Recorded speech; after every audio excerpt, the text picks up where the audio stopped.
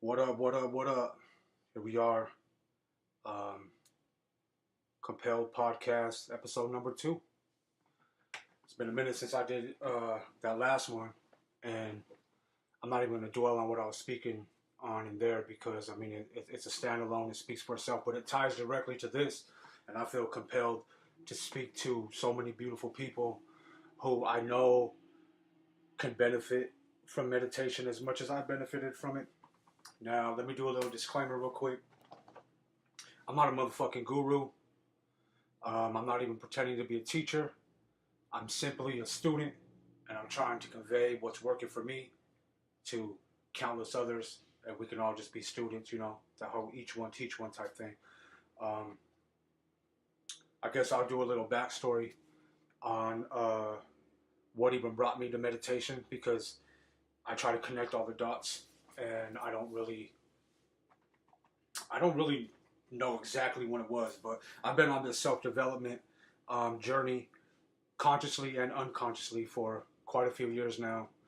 And last year, through all the different books and through all the different like interviews and the podcasts and just you know um, all the different teachers, I kept seeing this like theme of like meditation, not even a theme, but this like thread tying meditation to all these different outcomes and all these different walks of life and just the power of the mind and what you can do once it's clear and once it's focused. And this is something that me personally, I've always been striving for because when I first heard the term the monkey mind, and I think this was 2014, that that term really resonated with me because it was exactly how my mind was. Like it was never on the present moment, It was never like what I should be enjoying. It was always a regret from the past or a worry from the future that hasn't even came yet, Or that self-talk or all of these hypothetical situations or like all kinds of shit that you put into your mind with conversations with people you haven't even had the conversations with.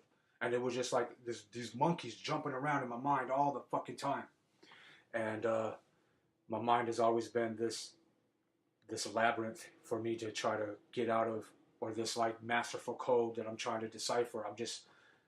It has been an uphill battle to say the least.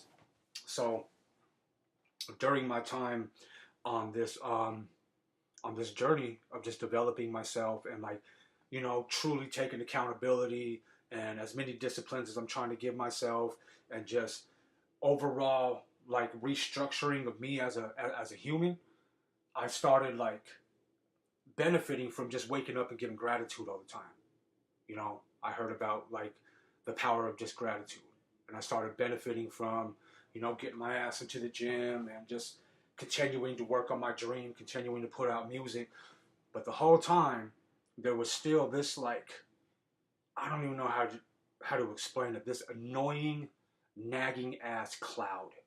And I say cloud because sometimes it just felt like a fogginess, and sometimes it just felt like this voice. But it wasn't always this voice. It was just, there was always something there that was like blocking or hindering me from my full potential of whatever I was doing at the time. And while cleaning my house, I was listening to a JRE podcast, the Joe Rogan Experience, and I think it was Sam Harris and Dan Harris on there at the same time. And at this moment, I don't know who any of these gentlemen are. So I'm just like passively listening to it, doing my laundry and doing all kinds of shit because those podcasts seem to be very long-winded. And it was something that was said within the last 20 minutes of the podcast that really, for whatever reason, it fucked with me. And it really just made me start thinking about this meditation. I'm doing all of this other stuff, right? I'm trying to like better my body. I'm trying to better my spirit. I'm trying to better my mind. I'm trying to do all this. Yet meditation was always intriguing to me. But being that my mind was so conditioned and so wired to always think, oh, that's for them, not for me. And I'm always afraid to cross new thresholds because that monkey mind starts going and I start talking myself out of it, or I think about Z while I'm still not even through the door of A. And it's just been something that's always been how I was wired. So in the last 20 minutes of this podcast, I hear Sam Harris say that with meditation, there's no such thing as boredom, and that someone who can truly meditate can meditate to a jackhammer next to them, or can meditate in silence, or meditate on the bus. But he kept talking about this focus, and the focus is something that was so elusive for me. You know what I mean? I would sit down and I would go to produce a beat, or I would go to record a song, or I would go to do anything, and my mind is always jumping to what has to be done next, what I should have done yesterday, or what I should have been doing today. And so my mind was just always there. Like I'm like, you know, I'm fucking swinging, man. I'm going through it. I'm fighting it, and I'm just like, I'm accomplishing stuff, and life is going good, but I still got this cloudy ass shit in my mind, you know. And so I don't even know what to do, man. I'm just like, okay, how do you meditate? And once again, I talk myself out of it. I don't even try it. I'm just like, but I do remember that resonating in my mind. And then I'm listening to like Jim Carrey on like Howard Stern or some shit like that. And he starts talking about meditation. And once again, I'm like really intrigued. I'm just like, there's got to be something to it. But it's always these like prominent figures or celebrities or people of, you know, major means speaking this to us bottom feeders. We're down here, man. Like this always seems like some elite type shit. That's how I always perceived it. So fast forward, I start hearing about it more and more. And right before, a few months before I come out to Washington, which I spoke about in the last podcast, I just decided to try it. And I don't know what I'm doing. I don't know the difference between transcendental meditation. I don't know mindfulness meditation. I don't know mantra meditation. I don't know just breathing techniques. I didn't even know that at that time I was a fucking mouth breather. Shout out to Stranger Things, because when I heard that fucking term, for whatever reason, it sparked something in my mind that I was like, wait, are we not supposed to be breathing through our mouths? And then that alone, go look like what it is, what the benefit is to breathe through your nose and naturally breathe. So I start like saying all this shit on this album of mine at the time this double disc album that I spoke of. And there's all these themes in there that the listener today probably thinks that I'm already on this tip. I'm already meditating. I'm already vibrating. I'm already floating. I didn't know shit. This was just coming to me from wherever this conscious comes from. It was just coming to me. I kept calming myself down with just a big deep breath, but I wasn't going through the nose. I wasn't filling myself out. I was raising up. I was all the wrong ways of breathing, but it was still bringing me some sort of just like momentary focus. And so I remember back to looking at like watching movies, and they would bring up meditation, and it was always somebody sitting in the full lotus position, and they're going hum, and it just seemed so foreign to me. Yet I remember being a kid and seeing it in movies and being like, that's, I don't know why, it just intrigued me. So anyway, I don't want to get all over the place. So I start having all of these signs and all of these teachers. I hear about the great Dr. Wayne Dyer, him speaking of meditation, and I start hearing Bill Burr, like one of my favorite comedians, man. I heard him, he's so neurotic and all over the place. And I listened to actual interviews with him from years prior, and then I listened to what he was talking about when he was out promoting his latest endeavor, and he brought up meditation. And he brought up like, oh, I got this meditation app. And so I'm starting to hear all of it, and I'm just like, okay, maybe this is the missing component. So man, I try everything, and I don't know what the fuck I'm doing. And it seems like this chore. I remember sitting full lotus. I'm fucking damn near 40 pounds heavier at the time. I can't even get in full lotus, so I'm sitting in half lotus. My extremities are all numb. I end up falling asleep every single time. I'm trying to do all of this just the wrong way. I don't have no teacher, and you go up on YouTube, and it's just like a wealth of information, but it can all be misleading until you find what works for you. So, I mean, look it, man, I didn't know what the fuck the Kundalini was, and I was trying to wake it. Ignorance is bliss, you know what I'm saying? I don't know. I wasn't a yogi, but I'm doing the breath of fire. I'm doing so many type of like just meditative practices that now that I've got this mindfulness meditation down, and I'm getting this understanding that all of these other practices, they're like really, really, really intriguing me to where I'm just like, hey, it's just more tools for the toolbox, as so many meditation teachers will say, that you don't want to just like, you don't want to treat it as a religion. You know, you want to be able to use these tools, so whatever you can use at the moment that can get you back down to that baseline. So I start doing these fucking meditations, and every single time I'm done, and I'm like, okay, so what happened? What happened? What happened? I come out here a couple months later, and I have this like vacation, and then we end up relocating out here. So I have this break of almost 3 months where I didn't even try it. I wasn't even doing it at all. I was just like, whatever, you know. Once again, I tried it. It wasn't for me. And back in November of 2017, I start doing the gym. I start going to the gym again, like I was in Utah. And hold on. So anyway, back in November, I decided that I need to get back on my workout regimen because my ass is ballooning, and I'm just like, you know, I'm not happy and I'm unhealthy and all of that shit. But for whatever reason, I said, you know what? I'm going to try to do the meditation thing, and we're just going to get back on that. And after hearing about the Headspace app, and it was really Bill Burr talking about it just being an app, that I kind of was like, okay, this is something that I'm going to give a try. Again, I'm not going to go, like, when I say I tried meditation, it was literally like me not knowing how to swim and jumping off the damn high dive and just face planting into an infinite ocean. I just didn't know what the fuck I was doing. You know what I'm saying? There was no foundation. There was nothing. There was just this yearning. There was this something in me that felt like this is going to be the key component for you. Let me backtrack a little though. Back in Utah, when I first started doing the Breath of Fire and all of this stuff, I'm very apprehensive about following too deep or going too far down a rabbit hole, because I, for one, am totally against organized religion. I'm not against no one's faith. I'm not against what you believe in.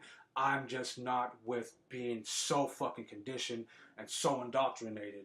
And so one thing that really got me to try meditation was, there was this gentleman, and you know what? Let me say this. I'm gonna drop a bunch of links in the description, or however you do it, to countless information. Okay, there's so many documentaries out there that will speak of the science of this, that will speak of the spirituality of this, that will speak of the origins of this. I am not a historian. I am simply just somebody who has benefited from this like crazy. I can't even explain. I can't put it into words what meditation has done for me.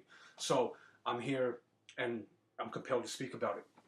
So anyway, back in Utah, when I'm sitting here searching and finding out like how to even meditate, I come across this teacher of transcendental meditation.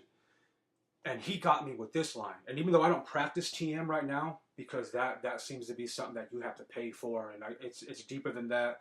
I don't really understand all of the workings of that teaching, because from what I understand, you have to pay a nice sum, and it has to be taught in person. It can't be online. So back then, me being blind to all this and just not knowing, I see just very, very limited information about TM meditation. Now I'm thinking it's all the same. I don't understand like the difference between TM and mindfulness and mantra, and I don't understand that until like this moment. I'm still figuring all that out. So what he got me with though was, he said, you can be as skeptical as you want. You don't have to believe in anything. There doesn't have to be any deities, any entities. You can be the most skeptic person alive and still benefit from just the beautiful benefits of meditation. So that's what got me, because I, as cliche as it sounds, I'm extremely, extremely grateful for life. I'm grateful for whatever this God is. You know what I mean?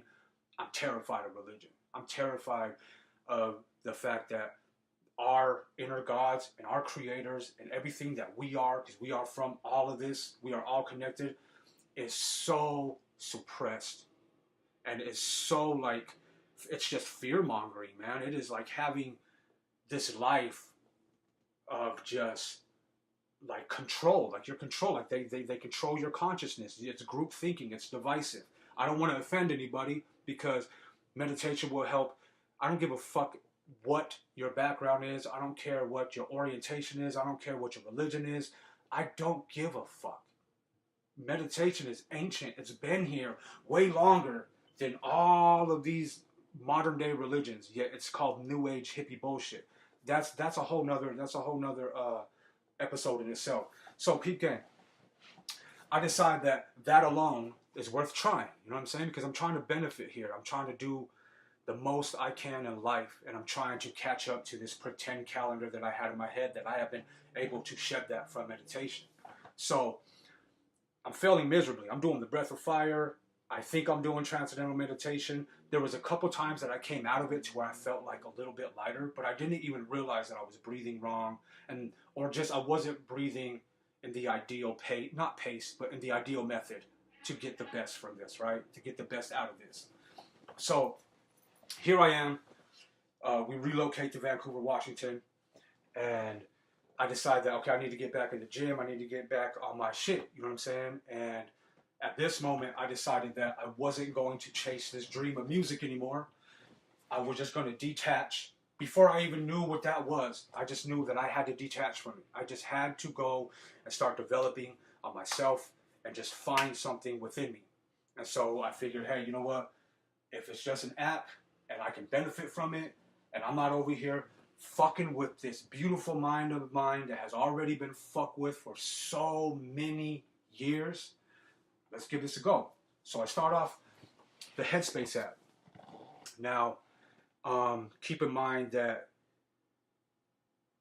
I was just extremely desperate, as much as I was still kind of skeptical, because I feel that desperation is truly what made me just say, hey, I don't care, I'll be the weirdo, let me try this out. Because social conditioning makes us think like, oh, that's for them in a different world. Like, we're not on the same globe, or whatever the fuck you believe.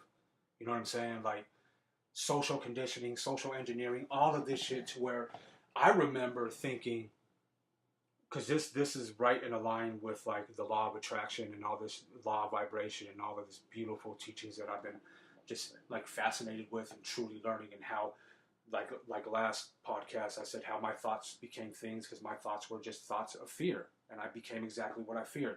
So even with all of this, and someone who doesn't, I don't follow the Bible, okay? I don't go to church. I don't wear a silly outfit to say that, hey, I'm holy today. I don't do any of that, yet I was still indoctrinated like a motherfucker, because I would look on just the comment section of people spewing mouth garbage on other people's content, because they would be speaking of the law of attraction, or they would speak of just clearing the mind and meditation, and you would see people in the comment section like belittling these people, and like, you know, Jesus is the only way and all that. And that's cool if you believe what you want, but it just, to me, it fucked with me, because in the back of my mind I was like, damn, what if I really am doing something evil? But evil is this construct. It's not evil. Like, we all know that there is a light and a dark to everything. You know what I'm saying? So evil is just, it's just evil. It's not this like, it's not, I don't even know how to explain what I feel on what evil is. But even then, I'm looking at all of these comments and I'm like, damn, what if this is like Satan worshiping? Or what if it's because the mind is the devil's play, idle mind and idle hands, and all of that shit that is just like used to control people from finding what they truly are inside, and what meditation will help you find of what you truly are, will let you drop judgment. And I don't want to sound hypocritical, because there is not one religious person that I am walking by in judgment. I'm not saying that what you believe in is wrong. I'm not saying what I believe in is right. I don't know what I believe in. I know that I believe in a divine source, a God, if you want to use that word. I don't believe in a vengeful, fearful God above the clouds that's just going to fucking strike me down for even saying this. But yet it was planted in my mind to where I'm like doubting all of it. So I get this fucking Headspace app out here, and I start just doing their little practices. You know what I mean? And I know his name's Andy. I know him and another gentleman created it. Andy was like a monk for like 20 years, I think, because I heard another podcast with him on it. And it's funny how all these dots start getting connected in your inner world when you go, or in your world when you go inside of yourself and you realize like what's truly benefiting you. And so I get this Headspace app, and it's just like simple.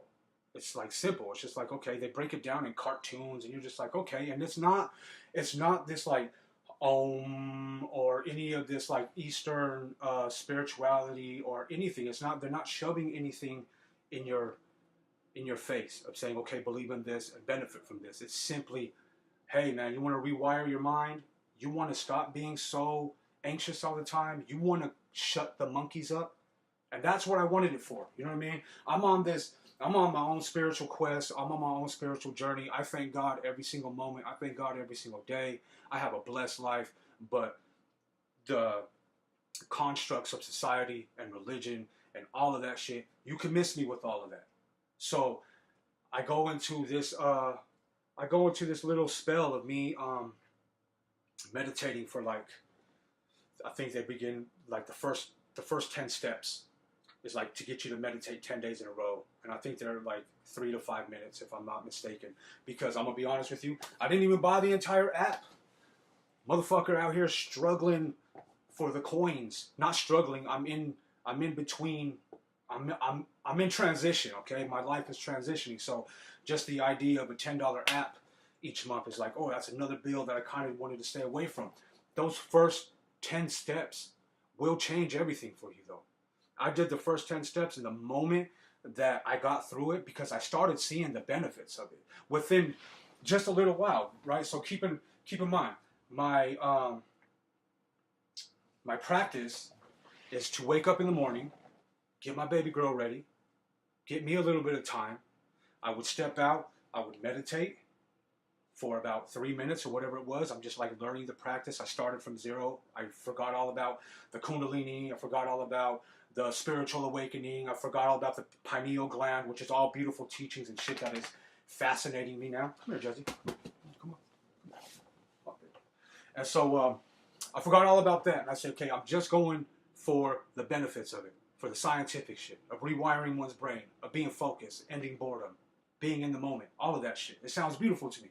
So by the time I get to day 10, and rightfully so, you know, they monetized it, and they're just like, hey man, like, you know, you gotta pay for it, and it's worth it, man. Pay for it. Don't be like me and don't pay for it, or be like me and don't pay for it. You know what I'm saying? Because what I ended up doing was when I got to day 10, I just started YouTubing everything. I just started saying guided meditation.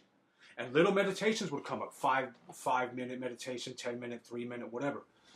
And I started doing this to where I wasn't getting these like, oh, like I didn't have those moments that I would hear so many people speak of. But I started finding these moments of clarity, right? Of realizing like, damn, there's something to this. Because when I would go work out in Utah, the monkey mind would always get to me. And I want to be focused on what I was actually doing. I wouldn't focus on like lifting the weights or doing the miles on the elliptical. I wouldn't focus on that. I'm like, man, I need to get home, and then I need to like do this, that, and the third. And I was never just present. So it would like cut my my focus and my attention very short, and it would cut my workout short. And once I started being over here at the gym out here, and I started realizing like it would hit me out of nowhere. I'd be like, whoa, you've been focused, man. Like you've been really, really focused. Like you're in the moment. Like there has to be something to that. And I remember having that first moment of being at the gym and only thinking about the gym. I wasn't thinking about anything, man. I wasn't thinking about drama. I wasn't thinking about dreams. I wasn't thinking about lack. I wasn't thinking about inadequacy. I wasn't thinking about the huge gut I'm trying to lose. I wasn't thinking about anything. I was just thinking about, hey, this feels good to be doing this right now. And that started building momentum. And I remember the very next day, I was excited to get down there and have my little my little 5 minutes. Like I was just doing 5 minutes, and I started slowly starting to kind of feel sensations of the breath and like, you know, somewhat of the vibration and somewhat, but it was like rewiring shit for me up here without me even realizing it, because a lot of the effects of meditation, they are residual. It is like later down the road. It's just like working out. You know what I mean? I could go and we could work out. We can, you know, do the motherfucking lifting and all that. And yeah, you'll get a little pump. And it, you know, that goes away real quick. But you ain't going to truly see the work you're putting in until down the line. And so I started kind of tying it with working out. And I was just like, okay, just make sure you can meditate. You know, just like all it takes is 5 minutes a day. And so still haven't dived deep into it. So stay with this, because this shit is connected to everything, man. And it's truly, I keep saying I was reborn out here, and I honestly feel like it was meditation. I was able to link into my higher self. I was able to connect to that God in all of us. I do not bullshit you when I say I feel this frequency that I've never felt before in my life. And all it was is simple breathing, closing your eyes, going inside. You know what I'm saying? With mindfulness meditation, excuse me, it's kind of gross. With mindfulness meditation, it is like literally, it's just exercising your mind. It is focusing on your breath. There is no like clearing your head of all thoughts. It's none of that. None of that I was trying to do back in Utah. I would sit down and be like, oh man, oh, you're thinking. I'm not a practitioner of that just yet. I haven't got to those levels just yet. And right now, mindfulness meditation is just like, it's become such a big part of my life. So let me go back to where I was just getting the benefits of being focused at the gym, and that made me be like, hey, I want to really stick with this. Now, I'm gonna sidetrack a little bit, because I want to bring up marijuana. I want to bring up cannabis. Okay, the plant medicine, whatever the fuck people want to call it. I was a heavy smoker for the majority of my 20s and the late years of my teens. And I was just fucking smoking my fucking life away.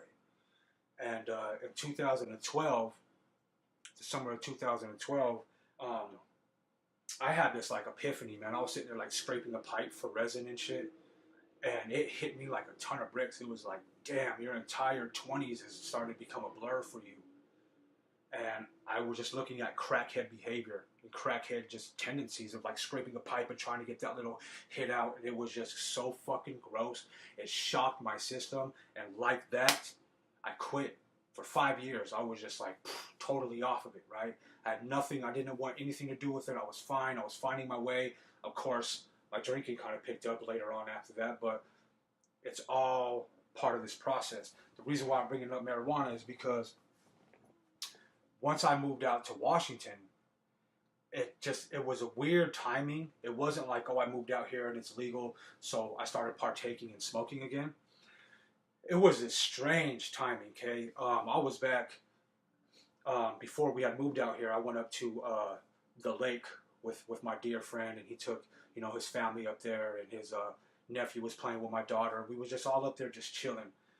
And they started smoking in the corner. You know, all the kids are all playing. Everybody's just like, you know, having a good time. And I don't know why, but I was so compelled to just be like, let me just hit that once, man. I just want to kind of see, because I had been listening to so many podcasts, and I had been listening to so many people speak of it as a plant medicine.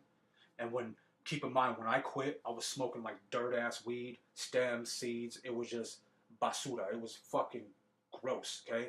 And I was treating it as meth or a crackhead would, you know what I'm saying? So I felt compelled just to try it out, you know what I mean? Because I heard, this is probably on the Joe Rogan podcast, I heard him talking about how marijuana will let you like access these different frequencies. And I never heard about any people speak of such a wonderful plant in such a wonderful way. I came from the hood, man. It was like, yo, let's get blown. That was it. It was getting blown. It was just altered states. I wasn't accessing anything. But when I look back at what got me so addicted to it, it was the fact that I was accessing something. but I was accessing something at such a young age, at 17, to where my brain wasn't even fully developed, to where that shit fucked with me. And it became this like dark addiction for me. Like, I am not one dude who's just gonna sit here and be like, yo, smoke weed every day. No, man, if you can handle it and you can do all that, and you know, more power to you. For me, it was fucking a setback. So the reason why I bring this up is because I hit the weed, and like, it was like, and I took the smallest fucking, like, most minuscule hit you can imagine out of a tiny little pipe. And it fucking hit me like I had just ate a bag of shrooms. And I remember sitting down on that lake and watching my daughter play with my homie's family and his nephew. And it was just like panic. It was like this panic. I started panicking. I was like, oh shit, what did I do? What did I do? And all of these vulnerable thoughts and all of the past came through, and all of these fucking thoughts came surging out of nowhere. And I finally got somewhat of a grip, you know, and we ended up leaving, and my daughter, you know, she got in the car, and we got in the car, and she sat down, and I'm just sitting there, you know, and I'm so fucking ashamed of myself. I'm like, oh fuck, I'm a failure as a father. I can't believe that I would go back and I would smoke and all this and that. And the crazy thing was like, I just shut my eyes, and it was like, I don't know how to explain it. Like, I was traveling, man. Like, it was like time was connecting to time was connecting to, it was so fucking intense. And the only thing that got me out of it and that calmed me the fuck down was I heard my baby, and she was talking, and I don't even remember what she said, but it rang out in my head. It just rang out in my mind, and I was like, and then, like, this deep breath came over me, like this wave came over me, and it rushed through my body. And I believe that these are these frequencies that are all around us that we can access, that is proven energy, all of this shit, man. I mean, if you don't believe in this shit, it's kind of funny that you want to believe in it, yet you use a phone with Wi-Fi and you can get a picture sent through magical air. You know what I'm saying? So I believe that all of these frequencies were being accessed, and I was like finally understanding what all of those feelings were. And so I went back, and, you know, my baby girl, she went to bed. I laid out on the couch, and I just sat there in, like, I don't know how to explain it. It was like I was just traveling in my mind. And I woke up the next day, and I was like, whoa, I accessed something there. And it was beautiful. And it wasn't the thought of like, oh shit, I need to go get me some more weed. It wasn't even, I was so ashamed of it. I was so ashamed of it because of what I conditioned myself to feel about this thing, okay? This will get back to meditation. This all has to do with meditation because I want to show you the power of it, okay? So I end up, you know, a couple more times through that month. I think I took like a hit there and a hit there, but I was treating it like I imagined like the cavemen first treated fire, you know, to where it's just like, damn, this could either cook our food or this could fucking demolish everything. Like that type of mentality. Then I come out to Washington. Curiosity kills a cat, as they say. And we're out here before we actually move out here. We're out here on our vacation. And I just wanted to see a dispensary. I was just like, man, I really want to fucking see what these are about because I'm from fucking Utah. And this seems like a mythical land for me. Just the fact that it's legal and you can walk into a store and you can just see what you see and buy it for the cost. And the highest grades of weed I've ever seen. I've never played with weed like that, you know? So I slowly but surely end up having somewhat of a marijuana habit again. Not so much a habit, it was more like just partaking, right? And so I realized that once I started up my meditation, and even though I wasn't smoking all day, every day, it was still like, it's so fucking cheap and it's everywhere out here, that within the first couple months that I did come out here, or excuse me, that we moved out here, I did see myself partaking a little more and a little more. It was nothing compared to like the mentality I was in like 5 years prior, and it was just different. You know what I mean? I honestly feel that the quality of the plant is so much more pure and so much better too than whatever the fuck that Mexican dirt weed we was blowing on, you know? So here's where I want to get to the meditation though, because I would meditate in the morning during the first like few weeks. It was like meditating during the morning, And I would always meditate before I would smoke. And I would say, okay, I'm going to meditate. And then I would just take like, the smallest of just a tiny little rip. And then I'd go and I'd work out. And so the thing that got to me was I started thinking like, are you focused or are you just stoned? You know what I mean? And so as it may be, or excuse me, as it would happen, I end up not smoking and not drinking for like anything, which is crazy for me because I was coming from someone who was drinking a few times a week. And it just, how it all worked out, this timeline, was I didn't smoke or drink for like 3 weeks. And all I was doing every morning was I was meditating and I was working out. And I was just like, it was okay. Like I was finding my way. I remember counting the first few days and being like, oh, you haven't smoked, you haven't done this, you haven't done that. And then I realized like so many weeks had passed. And it was like this realization of like, yo, it's not on your mind. You're not like being programmed by anything. You're not sitting here. You're not conditioned by these habits. And I started looking at the meditation practice more and more. And I started being like, there's something to this. There's something to this. And so I go on this stretch, and I don't know exactly how long it was, but I just didn't, I didn't partake. I was cool. I was happy. I didn't understand what I was experiencing was mindfulness. I had no idea that is what the mindfulness is. And so, you know what? I end up having so many benefits from it, and I start seeing myself observing my thoughts rather than feeling them. Now that is fucking so hokey sounding at first. It's so like hard to grasp, but once you actually feel it, it's fucking mind altering, life changing, and your entire world around you changes. Because I come from a past, so much anger and darkness and vulgarity and just fucking seeing shit. Seeing my mom get hands put on her, and just from all of this childhood shit that I've seen, all of this fucking conditioning that I was grown up around, all my family got into the streets, all fucking my closest family members all decided to be gangbangers and they ran with that shit, man. And I have all of this fucking conditioning and all of this shit that's just built up and built up and built up in my mind. And so I have a lot of fucking overwhelming anxiety at times. This monkey mind was crazy to tame. I have a lot of personal shit, a lot of personal issues that would always be on my mind. Plus I'm trying to raise this delicate little flower in a man's world.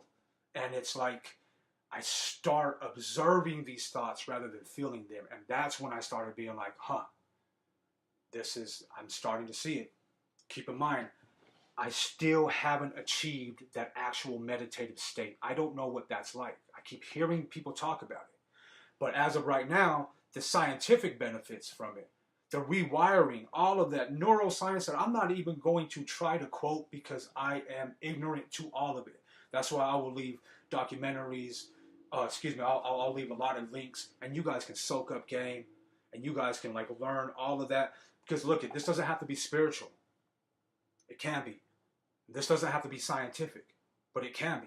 There's science behind mindfulness. There's science behind the actual benefits of meditating and what it does to your immune system and what it does to your compassion and how it truly does free you from so much conditioning. So I am already starting to get the benefits of this, yet let's bring back marijuana, okay? So I decide, you know what, it's been a while. End up having a little bit of paper in my pocket, and I go and I buy me, a couple grams, and I smoked, and I just didn't enjoy it. It was weird. It was like, fuck, I felt like I was digressing. I felt like I was going backwards. I was going back in time, and I was just like, it was like a total detachment from me needing to put some type of substance in my body to feel this. Now, of course, you have a little stash of weed. You're gonna go and you're gonna smoke it. You know what I mean? But I noticed myself. I know I'm gonna smoke it. Okay. So I noticed myself just being like, this isn't all it's cracked up to be. and I was accessing a lot more clarity, and I was having so much more like energy, and I was doing so much more by being mindful. Now I kept calling it being sober, and those can go hand in hand, right? For me, that word sober was like this most elusive state to just be happy with, because even if it wasn't drinking or even if it wasn't smoking, I was thinking about, oh, well, maybe I need another cup of coffee, or maybe I need to go and get me an energy drink, which I had a huge fucking addiction to energy drinks. And so this soberness that I was like sitting there thinking, and you know, my mind is running like, oh shit, it's like that's what sobriety is.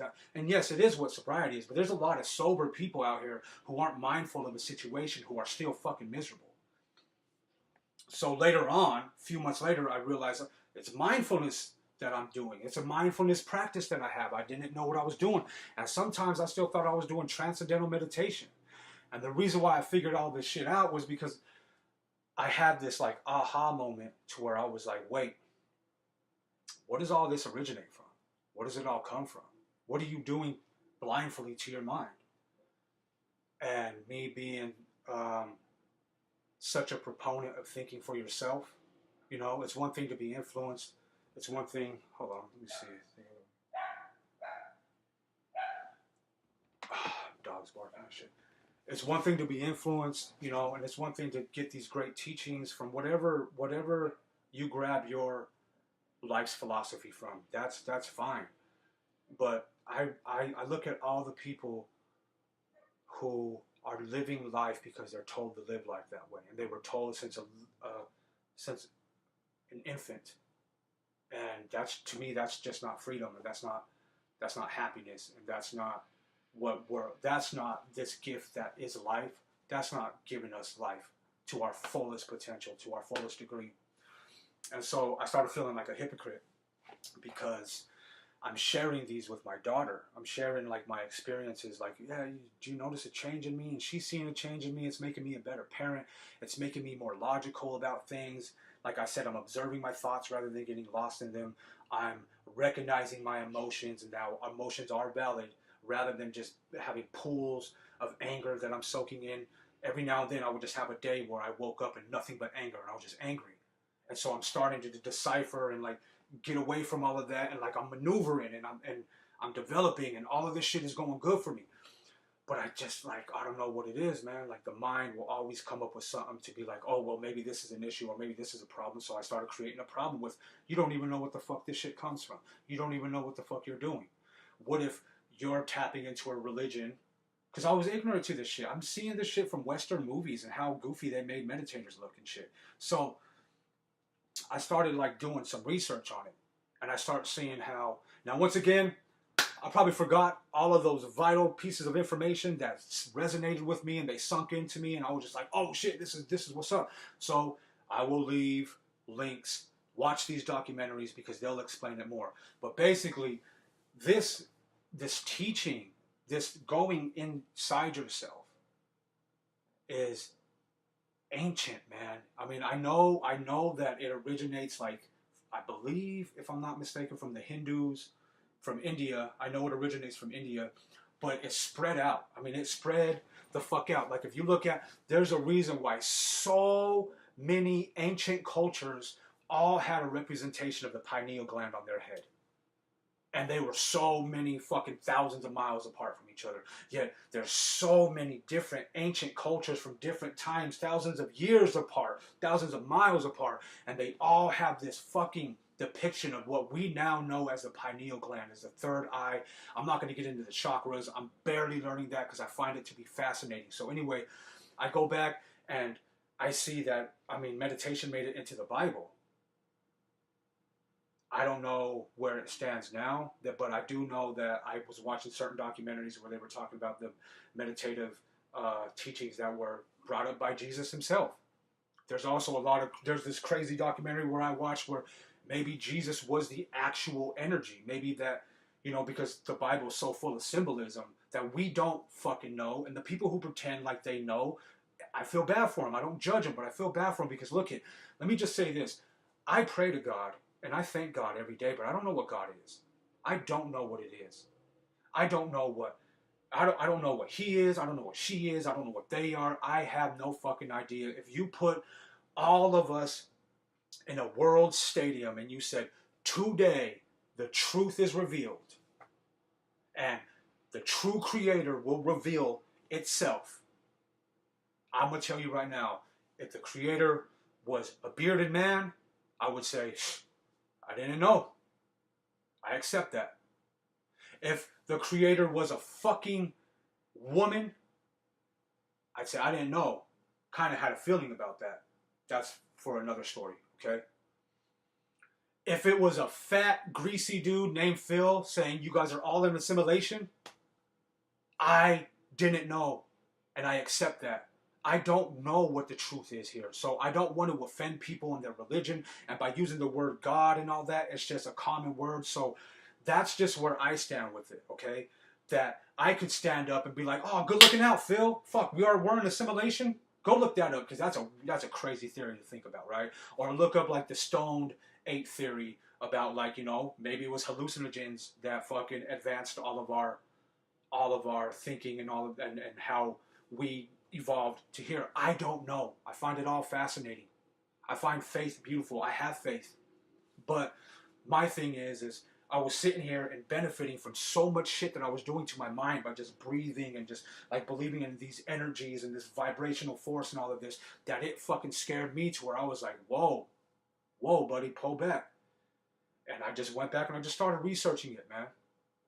And from what I got out of all my research and seeing how it touched in so many religious groups and how it is the ultimate ancient knowledge, man. It is far more ancient than any of modern day religions, yet it's called New Age bullshit by so many religions, or it's called satanic.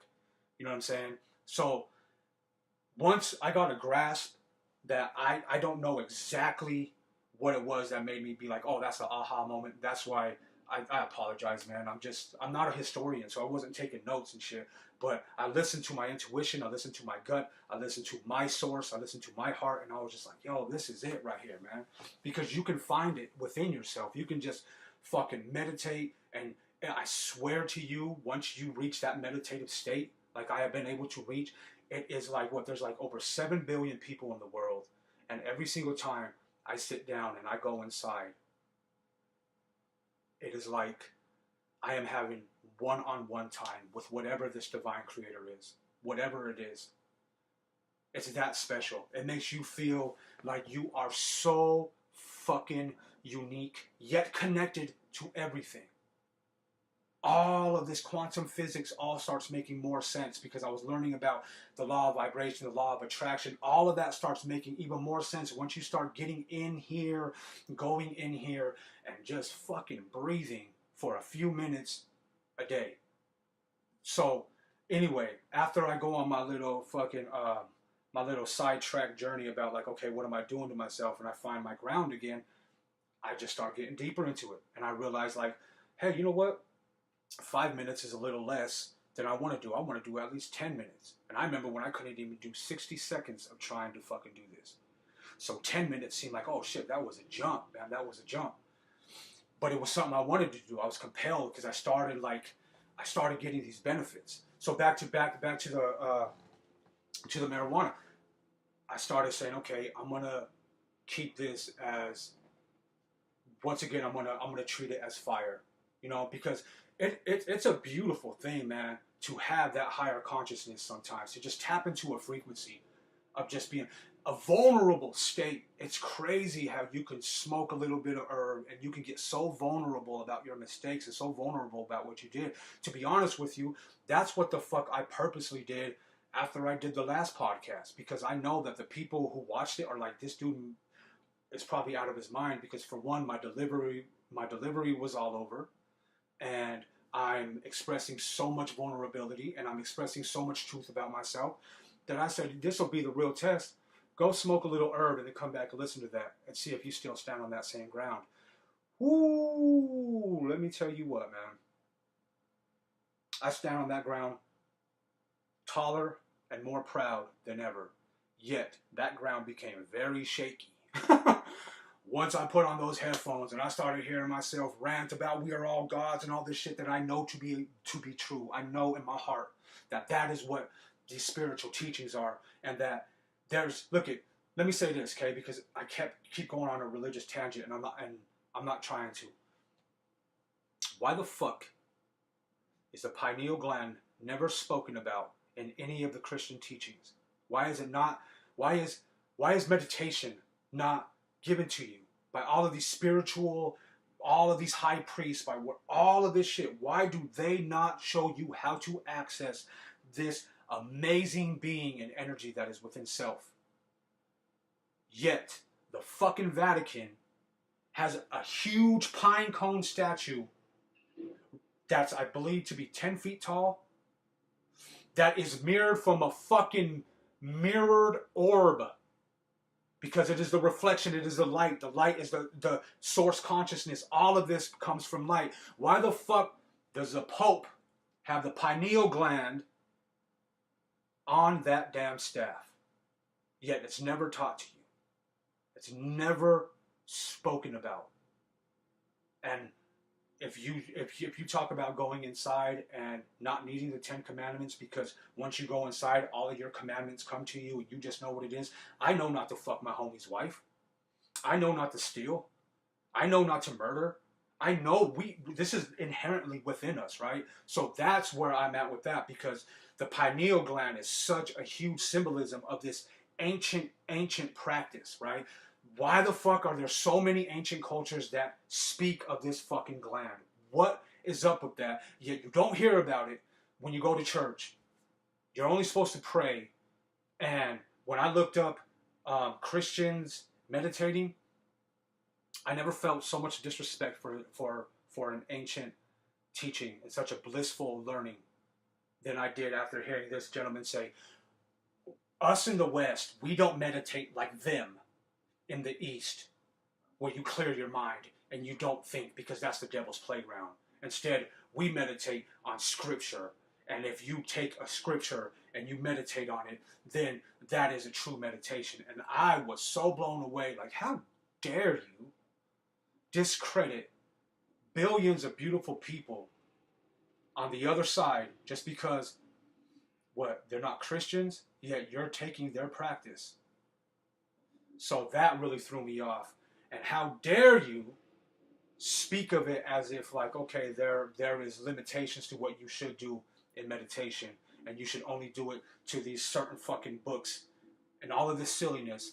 Yet you're fucking, whatever the fuck the Pope stands for, is blatantly holding a staff with a pineal gland on it, and the Vatican has a fucking monument to the pineal gland. That's a whole nother fucking episode too.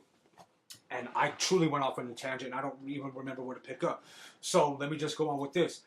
Look up the documentaries that I'm going to leave you the links in. Watch them. Find out for yourself. Get the Headspace app. Do the 10 days. And don't buy it. Do the 10 days again.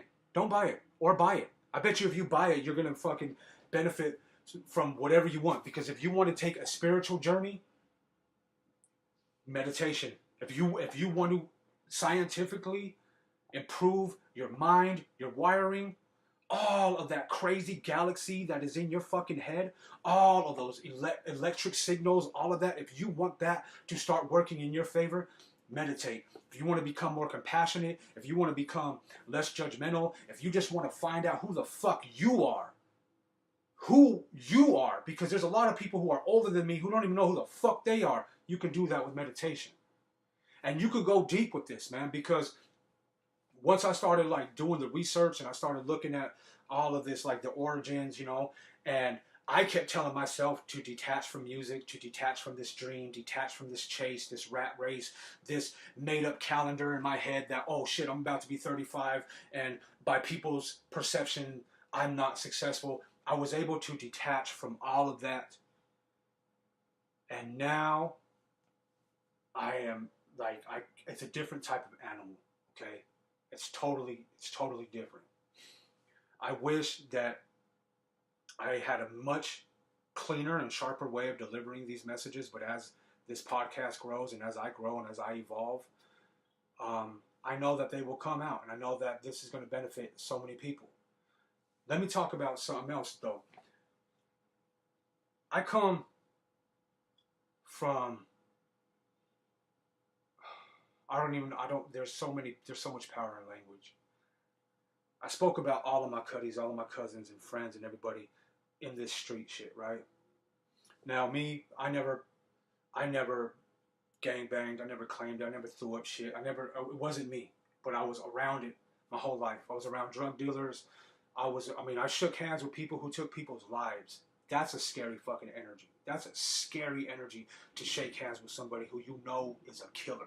That, it shocks you to the core, and it makes you realize, like, yo, it's a different cloth. Not even glorifying this shit.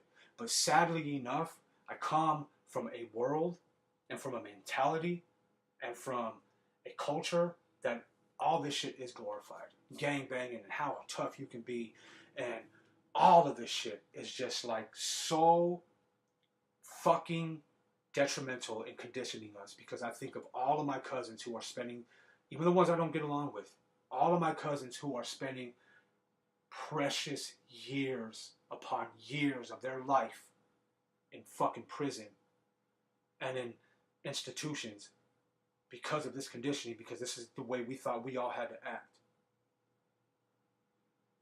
I can only imagine the life and the turnaround they will have or would have had if someone would have came down to the soil and looked at all these troubled fucking people and say, have you guys ever heard of meditation? To where we can detach from all of that, because I truly know in my heart of hearts that all of these motherfuckers who are so-called keeping it G, keeping it 100, being real niggas, all of this fucking garbage ass bullshit is just a scared little boy inside who's conditioned like a motherfucker. And once you go inside and you truly start shedding the ego and all of that, and I still have a long way to go, people, because I know for a fact that I still care what people think to a certain degree, but in comparison to what it was just months ago, it's like I don't care at all anymore. You know what I'm saying? It's such a beautiful contrast. And I know what I've been able to shake. And I'm not a gangbanger. I don't pretend to be all tough, but I know I used to walk around and make a lot of people fucking uncomfortable. It used to be this thing, like if I see another gentleman walking up the street, it was like, all right, I'm going to look him dead in his eye, and we're going to see who the real one is. And every single time they would look down at the ground, I'd walk by with a puffy chest, like, yeah, I ain't want to be fucked with, even though I don't gangbang. And oddly enough, that in a couple days we'll come up to a year anniversary of my daughter witnessing me beat the fuck out of a gangbanger.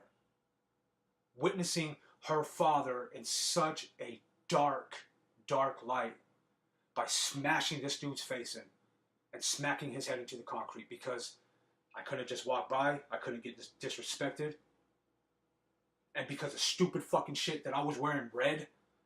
I happen to be wearing a red shirt and a red hat, and I'm walking with my daughter on Easter to go over to my mom's house, and I walk by this, you know what, I'll call him a gentleman because he was conditioned and he doesn't know any better either. And I walk by this guy, and he got all puffy chested, and he comes up into my face and he called my daughter a bitch. And it just, at that moment, I felt it had to happen. And my daughter just saw a very, very, very violent scene. And I had to walk home. Nobody called the cops. Nobody fucking got involved. It was another gentleman who came running over, pulling me off this dude. And this dude, you know, it is what it is. But I'm going to tell you right now that if I would have known what I know now, I don't even know if I would have attracted that type of energy into my life. But honestly, him calling my daughter a bitch just to get under my skin probably would be a lot less worse than my daughter knowing that her daddy had that in him. You know, I could have just walked off. And I remember my daughter grabbing my hand, terrified, and just saying, "Daddy, please, can we walk away? Can we walk away?" And when that dude turned it into some gang shit, out of nowhere, he starts fucking, oh, blah, blah, blah, and throwing up his set and shit. And by the end of me beating the fuck out of this dude, and I'm fucking laying into him and saying, hey, I don't even gangbang, you dumb fuck. Like, it bothers me because I think of what the fuck would me of him done if we would have had meditation in our life and we would have just walked by and just saluted each other as spiritual beings. Because look, this is another thing why I think I need to speak on it too, because it's kind of like last podcast, right, where I'm talking about law of attraction and thoughts becoming things, and it's always screamed from the mountaintop by extremely successful people, and it's a beautiful, beautiful thing, right? But who's at the bottom, or who looks like us that's talking about it? There's nobody. If you go up on right now and you go onto YouTube and you start searching up meditation, and you know what? I judge no book by no cover, because I've truly, truly, truly learned that. That was always this cliche, right? But through meditation, I've truly adopted that philosophy. And the sad thing is all of these teachers and all of these people who are trying to convey meditation, all of the people who aren't at our level, no, I don't want to say our level, but who don't have our insights, right, from meditation, are judging books by their cover. It's conditioning. Okay? It's really, really, really conditioning. I remember after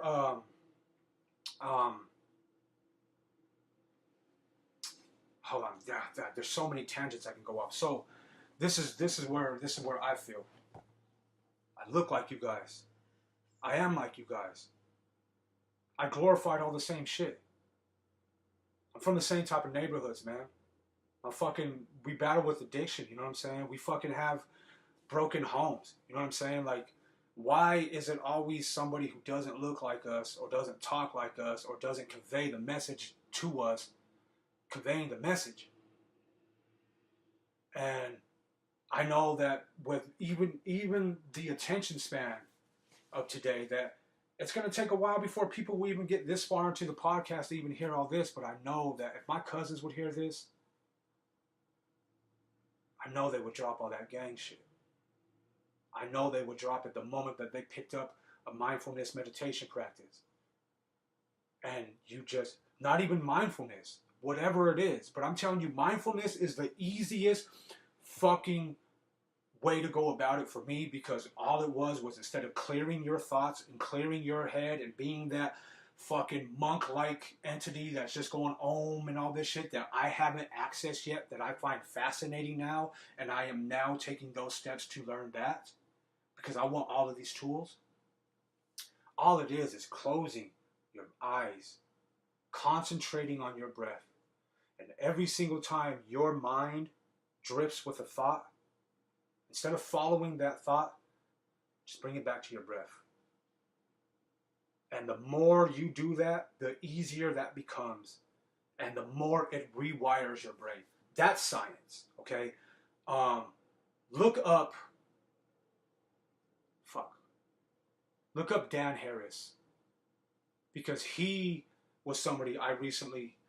he was somebody who was sitting in that podcast that I watched last year.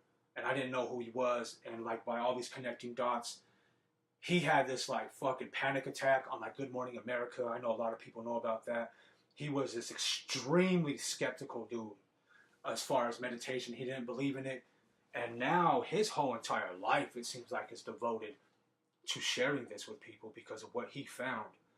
And I find so much beautiful information coming from him, but well, I'm going to go back to people without these insights unconsciously will judge a book by the cover. And I'm sorry, Sam is a fucking or Dan. Sorry, I keep forgetting the two, mixing up the two Harrisons. Sam Harris and Dan Harris. But anyway, Dan is such an amazing dude for what he's doing. But none of my fucking cutties or anybody from my fucking background or from my life would look at this clean cut, square looking dude and be like, I'm gonna go off of what he says.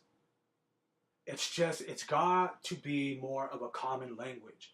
And I think it's actually good that I don't have all of these like factual fucking stats and all of this information, because then I just come off a little pretentious as like this all-knowing. I don't know everything. I know that I did my fucking research. I know that this is all within us. This is the most ancient practice that you can imagine, and that it is depicted in ancient civilizations all around this beautiful globe of ours, and that it is being suppressed for a reason. It's being suppressed for a reason. You're being suppressed for a reason. And if you want to break free from just conditioned thought, the monkey mind, anxiety, worry about tomorrow, regret over the past, all you have to do is pick up a meditation practice, and all of that shit will line itself up. And it's going to be hard. It's going to be hard. But my advice is keep yourself curious. Every single day you meditate is now the first day you meditated. You never compare it to the last. Because let me share this story with you about when I really, really reached a meditative state. So I started getting all of these benefits, as I said. I do my research, and now I'm in it. I'm like, okay, look, I need 2 meditation sessions a day. I need my morning one. I need one in the afternoon, because I would feel it. Like if I didn't fucking go through this motions, I'm snapping at my daughter. I'm grumpy. I'm just typical 30-something-year-old. You know what I mean?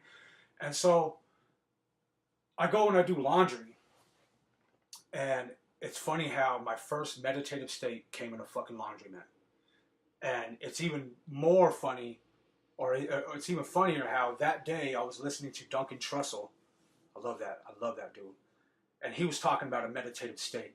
And I was walking home from the gym. And as I do, and as I'm learning not to do, I started comparing myself to other people. Don't ever do that. Comparison is the worst thing you can do. Don't ever do that. But of course, I'm conditioned, man. I'm still shedding all of these years of conditioning. So excuse me.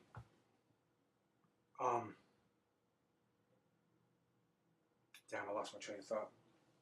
So yeah, I'm hearing this theme now that I keep hearing in all of these different podcasts and documentaries and shit, and they're saying a meditative state, and I'm like, I don't know if I've ever felt that. I felt like somewhat, a little tingly and all this stuff, and like every time that would happen, I'd be like, whoa, I think I'm really meditating, and I'd pull myself out of it, and it's just like beginners mistakes, And so I end up going to the laundromat, and I'm sitting in this laundromat, and I'm by myself, and I put the clothes into the dryer, and I see I have like 28 minutes, and I just sit down, and the Wi-Fi reception was shit, so I wasn't like looking at my phone or anything, and I just said, let's just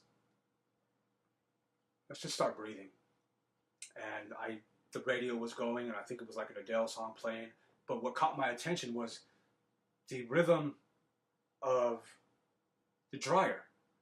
If you just listen to a dryer, I end up making some type of rhythm. It's like weird. And so I started just doing these breaths through the nose and out, and I was just out of my mouth, and I don't know what it was, man. I like woke up, and like I opened my eyes, and I felt like I was levitating. I don't know how to explain it. It was such a beautiful, freeing feeling, and I looked at the timer, and I think like 17 minutes had gone by or something, and I felt like I was there for maybe 2 minutes. It felt like the same Adele song was still on. I just remember the Adele song playing, and it was like this fucking whoa, like I didn't know what that was, but it was something, right? So I end up coming home from the laundromat, and I don't know what compelled me that day to do this, but I was like, you know what, I kind of want to break through these barriers, because I keep thinking myself out of it. I keep going to these states, and then I'll be like, oh shit, I think this is it, and then you're out of it. It's like kind of like when someone's like in the flow state in pool, and they start fucking knocking in all of it. I think it was Joe Rogan who said this. Yeah, it was Joe Rogan who said this. It's exactly like that, though. Like when they're in the flow state in pool, and you're knocking in all of these fucking shots, and the moment you acknowledge it, you're out of it, and you start fucking missing. It's a crazy thing.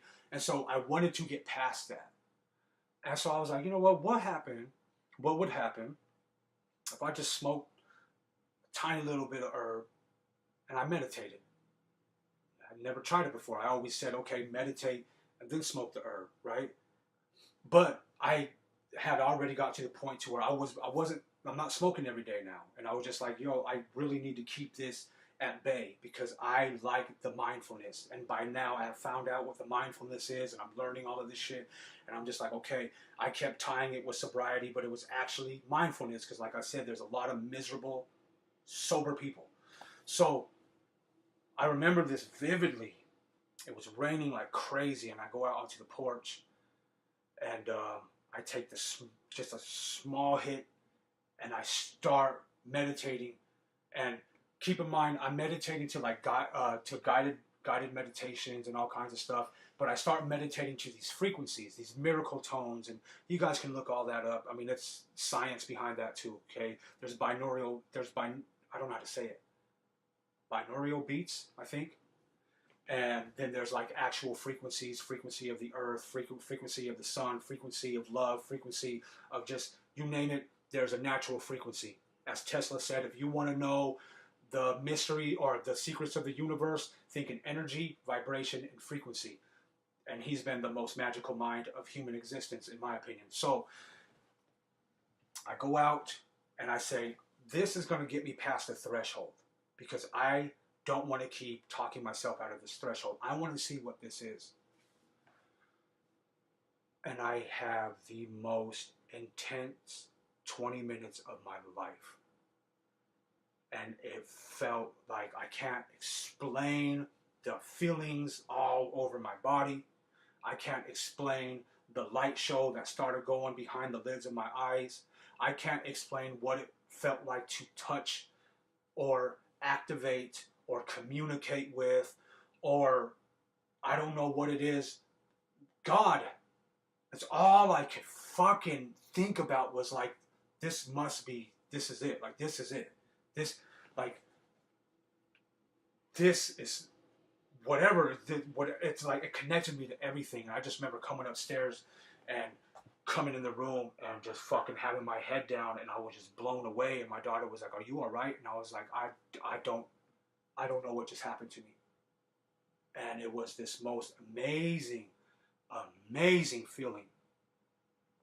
So the next day I wake up and I chase that feeling, face plant, boom, didn't even fucking do shit. So that's what I'm saying. Always treat your present meditation, your present meditation session as it is your first, and always keep your mind curious, as if, okay, this is what today is.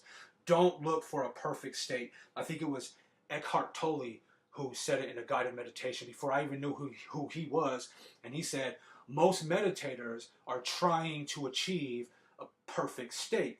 And he laughs, and it was in his laugh that gave me the knowledge, and he said, as if the state you're in isn't good enough. That changed the game for me. So let me get back to the next day. And it wasn't nothing. I didn't experience it. So, like my mind does and always will, I start saying, okay, what did I do wrong? Maybe it's the weed. Maybe what you did there was you got really high. And it was just super, super dank. And it had nothing to do with meditation. So I purposely said, okay, I'm only going to meditate sober. Man, it wasn't the weed. Because now I could sit here and within 2 minutes, I could get myself into a state of complete and utter calming, serenity, blissfulness. It's all within here. And I'm still learning, man. I'm not even a motherfucking infant in this game. I'm still the fucking what? I'm the chromosome right now. I'm nothing like a teacher. I'm nothing like a guru. I am nothing. I am just grateful. And once you find that inside you, once you truly find that and you're like, what the fuck? Then everything else will fall into line. And by everything else, I mean like our paradigms, right? I spoke on the last podcast about find out what the fuck a paradigm is and then look in the mirror and see what your paradigm is. And so then I also learned about the power of suggestion, about the power of incantations and affirmations and all of this stuff. And when you pair that with meditation, homie, it is like, okay, It is like you walking and you are 10 feet tall and bulletproof.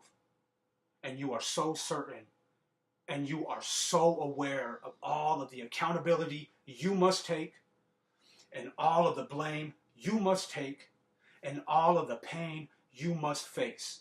And once you go through that, it is such a transforming process that you will never want to go back and you will only want to go deeper. And with meditation, you can go to be the homie in the fucking monastery who's meditating all day and doesn't say a damn word, to just someone who just likes the mindfulness of it, who likes the science behind it, to someone who just likes to calm down every now and then. And it's all there. It's all to be accessed. I remember along this little journey of mine, there were times that I was laying at night and I would have this fucking surge of fear come through my body. And this surge, and it wasn't like I was feeling it. It wasn't like, oh shit, I'm afraid of something. It was later what I found out. It was like being exfoliated from my soul, from my mind. Because every now and then I would have it. It would be the most uncomfortable feeling that would literally go through me and pass through me. And it would go away.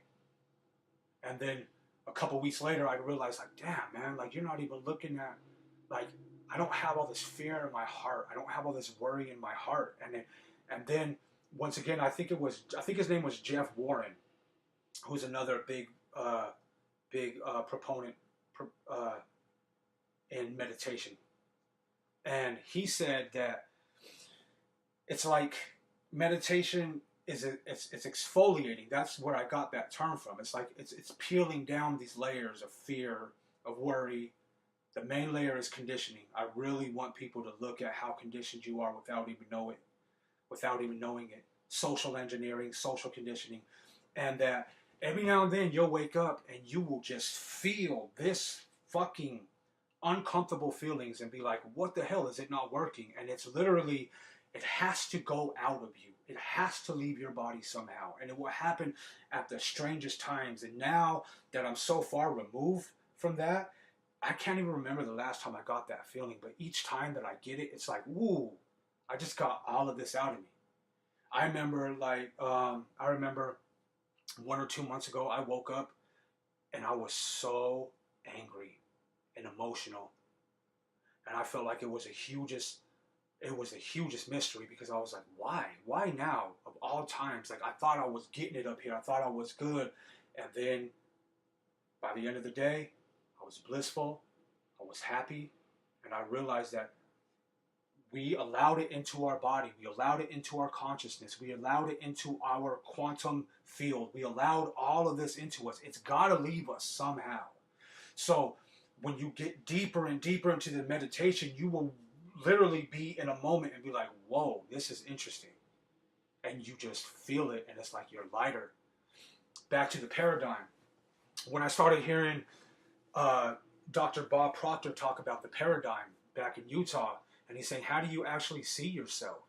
If you see yourself as an overweight person who it's hard to lose weight, or someone who's always sick, that's what you're going to be. If you see yourself as trying to do something, that's what you're going to do. You're going to try. But if you see yourself as a fit person, as a healthy person, as someone who is accomplishing things, that is what you will manifest in your creation of your life. And so I paired that with the power of suggestion. And if you don't think the power of suggestion is real, look up Adolf Hitler, because all of this shit can be used, whether like the divine source teaches, there is dark to the light. It's just like a phone, man. You could use this shit to be a fucking mindless monkey beating off to porn all day, or you could use this shit and learn how to fucking meditate on it, or learn how to fucking actually contribute something to a timeline full of bullshit, full of people who are so narcissistic with every other selfie, and people who are so caught up in group thinking that you can actually contribute a beautiful piece of just enlightenment. Maybe it'll enlighten someone. You know what I'm saying? So you got to look at it as that. And so I paired the power of suggestion with what the paradigm shift must be. And I started just suggesting shit out in Utah. I would start saying a suggested weight that I want to be. I would start saying what I want. But I didn't have the meditation. You know what I mean? And I'm not saying that this shit doesn't work without it, but I'm saying that once you get meditation in your life, it is the greatest secret weapon. Because when I find myself in a truly meditative state, and it is my subconscious that is truly listening, it is the underneath of the underneath that is listening, that truly drives who you are. You can just suggest anything and you will fucking start seeing you become that person that can accomplish it. Because like I was saying in the last podcast about where the secret did a disservice to everybody was, I don't think that people realize, like, you have to create the individual who could create that actual reality. That's what I believe from all of this shit. Like, you have to become that individual. And when you use the power of your paradigm on how you look at yourself, paired with the power of suggestion on how you want to live your life, and you have meditation, everything fucking makes sense, man. Like, you hear shit like we're all made of the stardust and all of this really cool scientific shit, and I don't know the science behind it, but I was trying to explain it to my daughter. I said, you know, when you get into that floating stage and you get into that meditative state, you feel nothing but the greatest tingling sensation. Look, I've done mushrooms, I've done ecstasy, I've done all kinds of body highs and shit. Never once have I ever had that sensation of what natural meditation is. Mindfulness, sober meditation. I'm not talking about pairing it with fucking cannabis anymore. I will do that every now and then just to see what's up. Just because you can do these like really long guided meditations, and you know, instead of going and watching a movie, you can create a movie in your mind, and that's kind of fun. But I tell you what, it never touches just a natural meditation session. And when you start to vibrate, and when you feel all of that sensation, and you start seeing all of these energies and all of these fluorescent lights come through you, and you can literally picture your head take a breath, and your fucking head feels like it's coming off of your body. That is all natural. That is all within our fucking universe, within ourselves. It is the most beautiful feeling. And I was trying to describe that to my daughter, and I was like, with us being children of the universe, children of the stars, stardust is in our fucking blood, man. That's mind-blowing. I feel that that's what it does. Like, it awakes that. Maybe that's what it is. Maybe that stardust is actually dancing within you, as hippie as that sounds. All I know is that I'm benefiting from this. All I know is that, you know what? I walked by a gentleman a couple months ago, and I was with my daughter, and I've always had like, oh, what's wrong with you, just because of how my natural eyebrows are. But I used to walk around with a mean mug all the time, but it wasn't necessarily me mad dogging people. It was just I was always in deep thought. So when I was in deep thought, I'd always like, you know, scrunch up my eyebrows. So anyway, I walked by this dude who happens to be on that old frequency of mine, to where it's like, hey, let's just walk by and see what's really what. Now keep in mind, I'm not by myself, I'm with my daughter. And so we're in a new place. This is a few months back, actually. We're in a new place. I don't know anything about these neighborhoods. I don't know about politics out here. I don't know about anything out here. And I'm just randomly walking with my daughter in all of these brand new neighborhoods. You know what I'm saying? And it was the craziest realization when I walked by him, and he had to be, you know, tough guy 5,000 to walk by, just mean mugging and grilling and shit like that.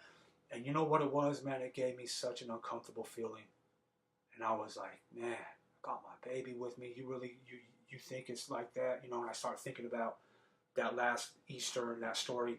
And I got this uncomfortable feeling, and I just started walking off. And within 3 minutes of that uncomfortable feeling, it left me. And I had a realization that that is how I made the majority of people feel my entire life when I walked by them.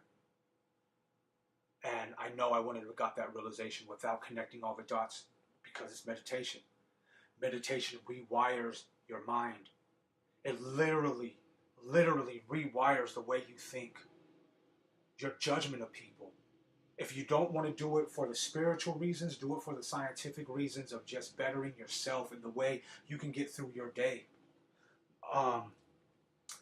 I have notes of everything I wanted to touch on, and you know what? I was going to say about how rambling I sound, and it's cool, but I actually don't. I think I'm doing better at this, and I'm getting more comfortable with the camera, and I hope if I can get one person, and this is from my heart, if I can get one person, only one person meditating from this, who can reach that meditative state, who can reach mindfulness, who can benefit not only their health, not only their mind, their parenting, their business plan, their goals, their skills, their talent. If one person got that from this, from my little ass sharing this, then this is well worth the hour and a half that I've been talking so far. But let me just touch on my notes real quick because I really wanted to elaborate on certain things, and I think I got them all. Fear. Let me touch on that. I had an analogy the other day to my daughter. She's my best friend. We roll around everywhere. It's literally just me raising her in this world. And so she, she contributes a lot to our conversation, and she's able to soak up a lot of game, and I'm letting her think for herself, and that's what we all should do. But hold up for a moment. After watching this over, I realized that I don't even state the analogy. I don't even tell you what the analogy is that I told my daughter. And I feel like it's a vital thing that I would like to share with you guys. I told her that fear is like sugar, and that it manifests itself in the most deceptive and devious ways. And that as a population, we'll be sitting here eating something, some of this bullshit food that most of us are forced to eat. And you think you're getting away with something, you think it's okay because, sugar's hella low or whatever, but then there is some 14-letter word that you can't pronounce that boils down to sugar, and they just mask it and everything. So I told her that fear is very much just like sugar. You think you're getting away with, I'm just, I'm being human, I'm just a little jealous, or I'm just a little envious, or it's all normal, and you just think that that's the actual root cause. But in my opinion and from my experience, it's the fear that drives that. It is fear being extremely, extremely deceptive to us and to everyone. And so think about that. All right, back to the podcast. It came to me after a meditative session, and I got up and I was walking to the gym, and it fucking hit me, and I was like, that's what it is. If you're jealous of someone, if you have envy, if you feel inadequate, if you feel you're always lacking, if you feel any less of yourself, if you feel like tearing down someone else to the lower level you perceive yourself living on, and so on and so on, I am a true believer that all of that is just fear. It's fear. I can sit here and say that I've never thought that I was jealous of anyone because I've just never really been like that. But when I look back at it, it has to be jealousy to a certain degree, right? Jealousy of like, why do they get such an easy hand? Comparison, like I said, once again, you don't want to keep comparing shit. But when you do, you find yourself in these like disturbing places. Now I'm coming up as this aspiring rapper, rap artist, and all this shit, and it was like the norm to talk shit to other rappers and to talk shit and speak your mind and stand on your soapbox and think that your thoughts are any more valid than the next man's dream. And I realized how much fear will manifest itself, because you could just be like, look, if you're jealous of someone, maybe you're afraid of maybe your fear is that you're not capable of accomplishing what they accomplished. Or if you accomplish what they accomplished, but you still think it's not as great as theirs, maybe you feel inadequate, or maybe you're comparing the way you work towards someone else, which is crazy because the way we work is filtered through our mind. So everything that you think you're feeling that has a different name than fear, I truly believe boils down to some type of fear that you have within yourself. A fear that maybe you're never going to get the right wife. You're never going to get the right husband. You're never going to make the right song. You're never going to have the right album. It's inadequacy. It's just you thinking in so many fearful ways that you are forced to have these uncomfortable feelings about another person who's just trying to figure their shit out. And I have been guilty of this. I've been guilty of this for so fucking long. when you can truly look at someone and be happy for them, you've cracked a major, major cheat code in your life. When you can just be happy for them because you don't fear you not getting there. You just know this is their time. This is their world that they're living in. It doesn't have anything to do with mine. Yet we will all be socially conditioned and engineered to do the comparison thing, to be so divisive, to be so judgmental. And once you can rid yourself of that, and on days you'll find those feelings coming back up, and we'll go back to Jeff Warren. It's just a matter of exfoliating. Go back and start exfoliating. You got to keep exfoliating, otherwise it builds up, and then you exfoliate, and then you see like, damn, I'm down to a new layer underneath the layer, underneath the other layer that I already exfoliated, and this shit will be it's never ending. Well, maybe, I mean, to me it'll be never ending. I don't understand. I don't know, because I'm not one to go and totally detach from everything like what they tell you in Buddhism, and like, you know, just have no attachment to anything. For me in my life, I like the polarity of attachments. I like being attached to family. I like being attached to this this dream, not defined by it. And I like my journey, and I like my progress, and I love learning. But it is such a profound feeling to shed that, to shed the fear that, oh, maybe I'm not good enough. The fear of, oh, she only made it because she's pretty. I'm not taking away from any things that may be factual. But if it's fact, it's fact. Why dwell on it? And then write up a bunch of excuses on why you're inadequate. That's been the biggest thing for me, is to become fucking fearless. And to realize that it's all made up in our head. Our reality is made up in our fucking head. And when I speak like this is what I wish I would have led with. And maybe I'll chop this up and fucking put this at the beginning. Everybody will go and work on their house, and they'll work on their body, and they'll work on their car, and they'll work on their relationships with fucking therapy, and they'll work on their yards, and they'll do all of this shit because what it boils down to is we care what other people are thinking, right? We want a dope house, yes, because it makes us feel good. But if our house is out of sorts, or if it's looking all shabby, I guarantee you that a huge part of your decision to fix it is because it's embarrassing to us. We're all humans. We give a fuck what other people think. That's just the norm. And when you start meditating, you're going to get away from that. And you can go as deep as you want with it. But anytime I talk about this stuff, or anytime anybody who just doesn't want to hear it, they write it off as new age bullshit, pseudoscience, or it's weird. Okay, let's break this down real quick. That house of yours, the body of yours, the car of yours, the girlfriend of yours, and everything else of yours is all filtered through your mind. That is the lens in which it comes through, in which you view everything. It's not your fucking eyes. It's your mind. Everything that you see, you process it through your mind in order to formulate the opinion of what you think your eyes saw.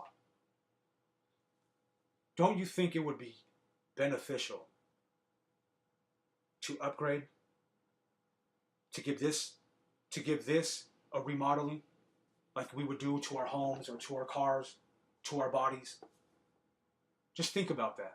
Every single thing is processed through your mind.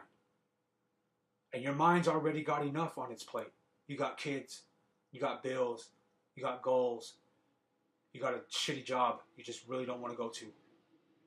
You know, you got aspirations, you got fears, you got worry, you got doubt, you got regret, you got relationships. The list goes on and on and on and on. And all of that is taking up vital real estate in this beautiful, beautiful mind of yours. And you're conditioned. You're conditioned by your movies. You're conditioned by your music. You're conditioned by your parents. You're conditioned by your significant other. You're conditioned by everybody else's thought about themselves. They will project onto you because they can never see them stepping on stage in front of tens of thousands of people, so they couldn't see you doing it. They could never see them writing a hit musical, a hit movie, a hit play, a hit song, so they can't see you doing it. They can't create a business and flourish like the original American dream, so they can't see you doing it. Think about that. You really need to think about every single thing in your life is being processed through that beautiful mind of yours. So why the fuck wouldn't you want to have a motherfucking Ferrari or whatever? I don't even know shit about cars. What's like the dopest car? Somebody tell me in the comments, like whatever a Bugatti, whatever the fuck it is that these people are obsessing over. Why would you not want to have that model of a mind, of a brain, of the neuroscience? Why wouldn't you just want to be this elevated, conscious being who can truly create anything you fucking want? Yet it's weird. It's weird to talk like that. It's weird to think like that. This is new age shit. That's just something that I really, really, really wanted to convey it. And you know what? Let me say it like this too. I don't know how this shit works. I don't know how this shit works. And even after watching hours and hours and hours of all these documentaries from the scientific side to the spiritual side and all of these just fascinating teachings that I'm just now really getting into, I don't know how it works, but I know it does. I know it does. And I'm going to leave you with this analogy. Everybody will get a ride in a car to go from point A to point B. I don't know one fucking person, unless you're an enthusiast, unless that's your field, who gets into the car and says, before you get me to my destination, I need to know exactly how this works. We just benefit from it. We get in the car, we take a ride, we get out of that point B. No secondary thought of like, man, I got here, but what was going on in the combustion of the pistons and all that? Nobody gives a fuck. Because we can benefit from it. So, in the words of Jim Rohn, I think it was Jim Rohn who said this, and he said this a couple years ago when I heard it, and it blew my fucking mind. We can spend all of our fucking time, I'm paraphrasing here because I don't want to fucking shit up. We can spend all of our time studying the roots of the tree and how or why it works, or we can just simply pick off the fruit and enjoy it. That's some of the realest shit I ever heard, man. Because that's how my mind was about everything. Hence why I said, in the middle of me benefiting from all this, I was like, wait, I don't know what the fuck I'm doing up here. What if I am doing some satanic shit? Even though I don't believe in a Satan. It's how fucking conditioned we all are. It's how conditioned we all are. Go into your mind. Look at, get the Headspace app. Do 10 days in a row. Shut up, baby girl. Sorry, got my little puppy over here. Do 10 days in a row. Everything's free on YouTube. It's right there, man. Why wouldn't you want to have the supercomputer as a brain? Why wouldn't you want to have the latest model as a brain? Why wouldn't you want to be able to process everything that is already beautiful in your life? Imagine how much more beautiful it is once you could process it and be mindful and not worry about tomorrow and not worry about the past. Simply be in the moment. From parenting to working out to fucking relationships to a conversation. The other day, I was sitting down and the most random conversation happened about the most random things, and it probably lasted about an hour and a half, and it was just a conversation about whatever came to our mind, and it was with my Aunt Shauna. And in the middle of that conversation, well, like deep into that conversation, my mind was blown about how much I was just truly enjoying it. Just enjoying talking to someone. I wasn't worried about like, oh shit, I need to end this conversation so I can go do this, or go do that and go do that. And any times that my mind does start monkeying around, I sit the fuck down and I give myself at least 5 minutes. Now, it's on everybody to take my words at face value. I understand that. But like I said, I'm going to leave you guys a bunch of links that I hope will change your guys' life. I really do. Because there's one thing that I really want to share with people more, just as much, if not more, than music. And that's the power that we have up here, man, because of how tormented and how conditioned and how wrongfully done my mind was done over the years. It wasn't even me doing it. It was me doing it without knowing I was doing it, because I was so fucking conditioned. Find meditation. Let me see my notes. Find it. It doesn't have to be mindfulness. And if you got the paper to go do the transcendental meditation, I believe it's TM. They call it TM. If you want to do whatever, if you want to awake the fucking Kundalini, I didn't get into a lot of this shit. As far as the religious aspect, because I don't want to turn people off and I don't want to offend people. You know what I'm saying? But at the same time, there is some crazy, crazy symbolism in the Bible that I think people are taking way too literally. And from my opinion, and from what I've learned and what I've been watching and what I've been seeing, it sounds like it was like structured. It was structured to suppress that divine source that is within you, that is accessed through meditation. Because if you look at the age, I ain't gonna get into it. I ain't gonna get into it because it's already almost 2 hours of me talking about this shit. So let me go over my notes. Let me make sure I touched on everything. Like I said, if you think you gotta be a tough guy, if you think you gotta be, still about these street shit at our age, go detach from all that shit. Give yourself 3 months of a true meditative practice, and I guarantee you're going to look at a past that you're just like, what was the purpose of it?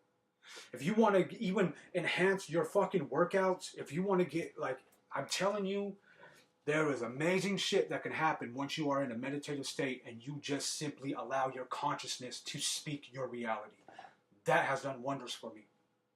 Let me check where the fuck I'm at with all of this shit, because I think, I got the fears, thoughts becoming things. We touched on that. The meditation will turn those beautiful thoughts into beautiful things. I promise you. Let's see. Oh, look at this, man. Look at it. I got myself a cold ass cup of coffee I ain't touched once while doing this. I was a little nervous about doing this one, man, because, like I said, I'm not one for the camera, and I'm starting to get a little more comfortable with it. So, yeah, I think it's all in there. It's not as concise and as sharp as I would imagine it, but just like every single song I've ever made, I always find shit that I would have done different the moment I'm done with it. That's just my creative mind. So let me just, let me end it on that, man. People like us need to speak to people like us. And that's what I'm trying to do here. Because regardless of my existential journey and regardless of all of my teachings and shit, I could sit down right now, or I could go back to the lake and I could chill with my cuddies and shit, and we could all chill like nothing because they know I come from them and they know what it's about. And if I can get people in their realm and in their life to just start saying, yo, our big cousin is onto something here, man. All of this shit is pointless. What the fuck are we doing? Fighting over turf that you don't even own. Fighting over the most trivial numbers that you just happen to be born on that street, and something as silly as colors. I just wish and pray that one of them sees this. It would be ideal that, look, the most ideal situation for me is that I can get my family to start practicing it, because my family is so negative and it's just fueled with pessimism, and there's a lot of judgment, there's a lot of shit talking about each other. I can only imagine the amount of shit that's talked about me when I walk out of a room, and that's really unfortunate. It doesn't bother me at all because I consider the source and I can see it, and I'm just like, that is what it is. They're conditioned. They don't have any other way. They don't know how to convey themselves. And so you have someone like me who's always speaking this type of shit, and I know it kind of throws them off. But honestly, I'm hoping and I'm praying that one of my cousins find this, that one of my friends find this, that complete strangers will be like, man, I want to see what's up with this shit, because maybe I'm onto something about everybody who's teaching this doesn't speak, act, or talk like us. Because even after I did the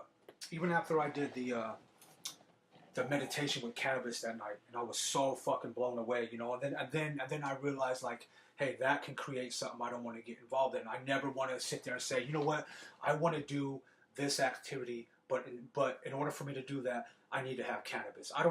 That's how I lived my entire 20s, and I will never go back to that. Ever go back to that. It is such a fucking detrimental way of thinking. So, I after I had that experience, and it was a beautiful experience. And let me elaborate on that a little bit more, because I don't think I even really.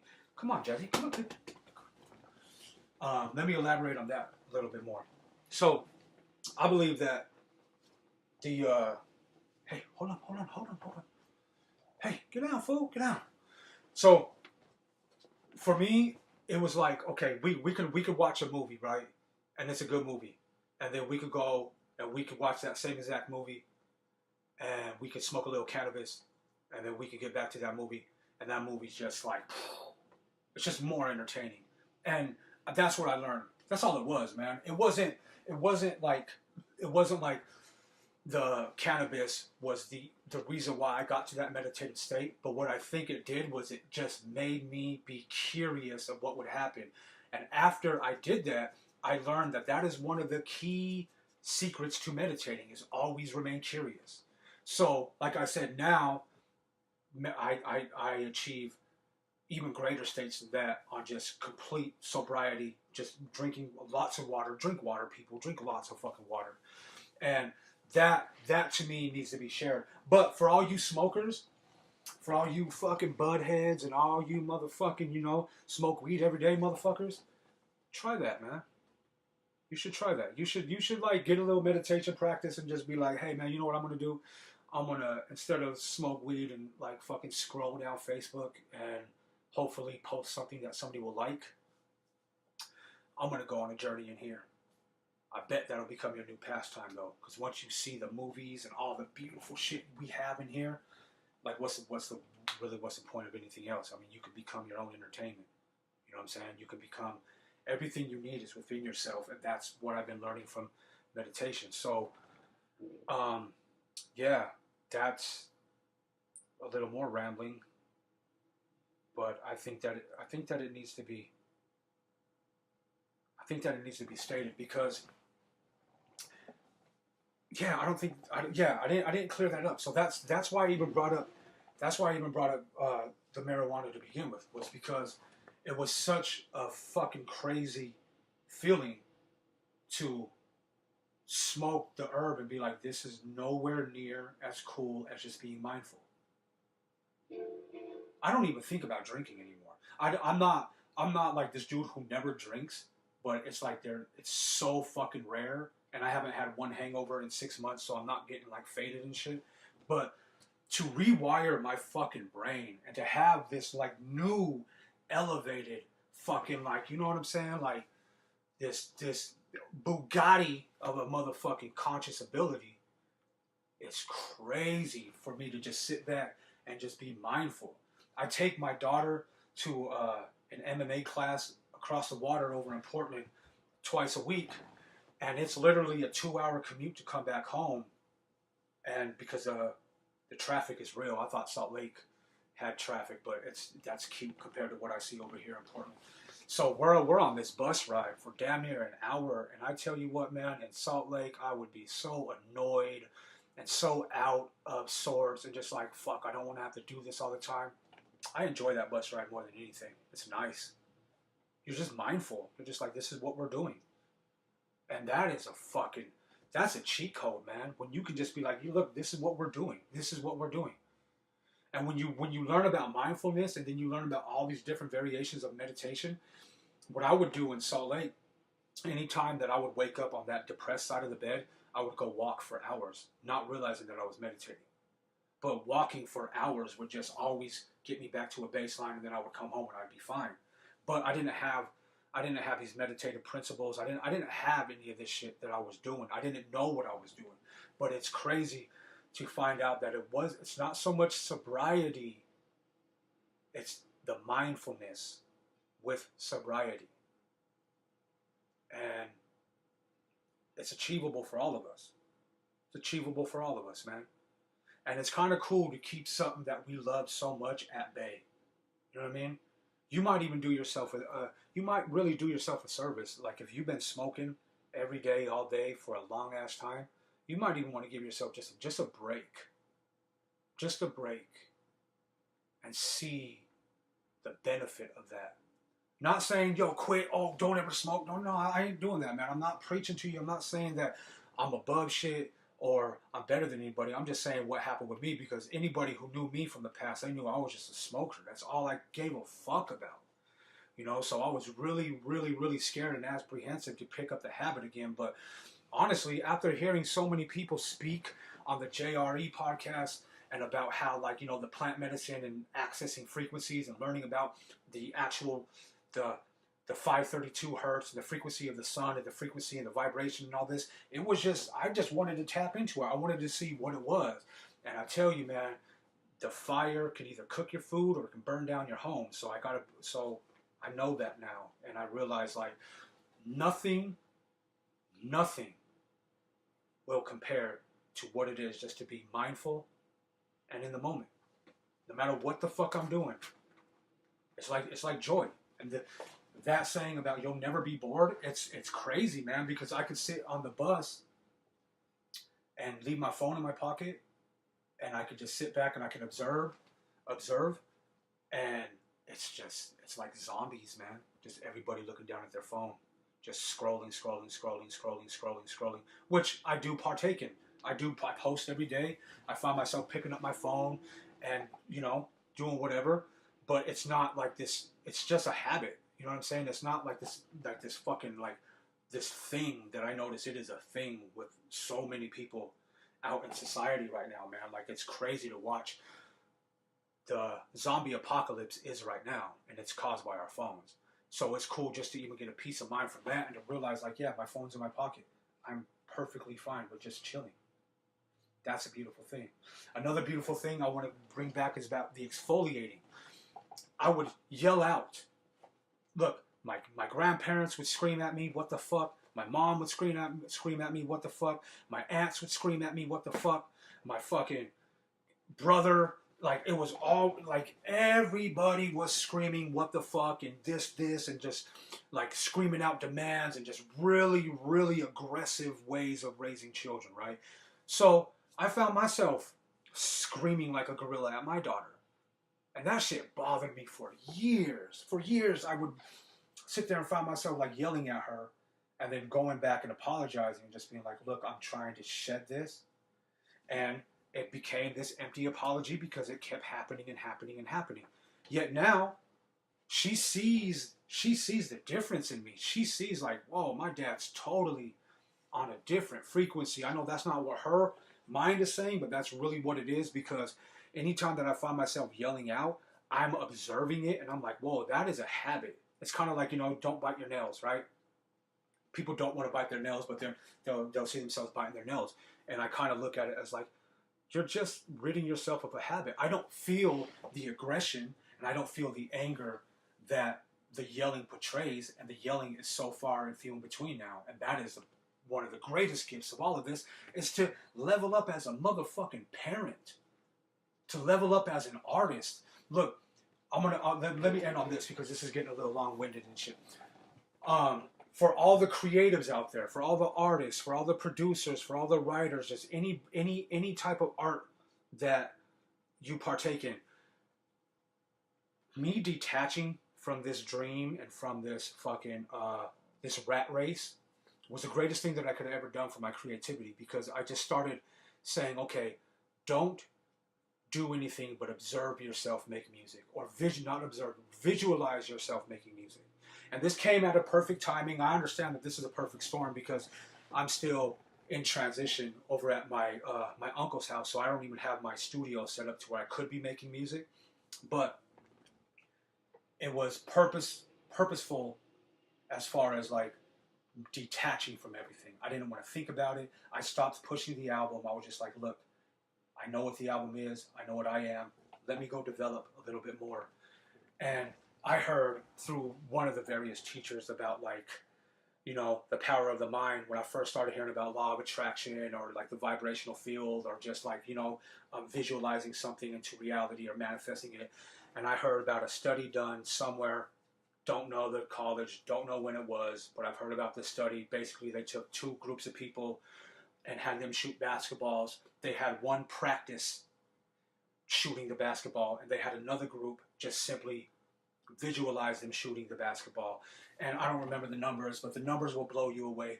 Look up that study. Just look up the basketball visualization study, or whatever the fuck it was, because the numbers were shocking, and I'm not even going to try to fucking quote it because it was so long ago that I listened to it. So I took that very principle, along with meditation, along with the paradigm shift, along with the power of suggestion, and along with complete accountability and gratitude for everything.